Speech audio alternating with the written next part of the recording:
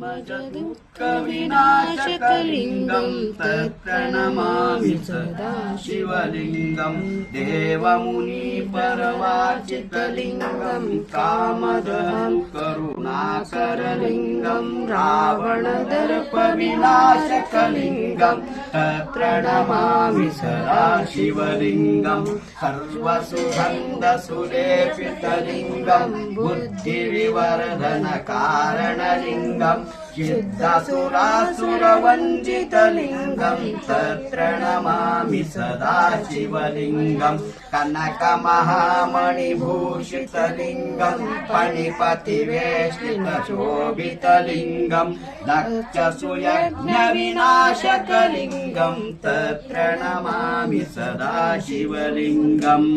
कुङ्कुमचन्दनलेपितलिङ्गं पङ्कजहारशुशोभितलिङ्गं सञ्चितपापविनाशकलिङ्गं तत्प्रणमामि सदा शिवलिङ्गं देवगणावलिसेवितलिङ्गं भावे भक्तिभिरेव च लिङ्गं दिनकरकोटिप्रभाकरलिङ्गं तत्प्रणमामि सदा शिवलिङ्गम् अष्टदुळूपरिवेष्टितलिङ्गं सर्वसम्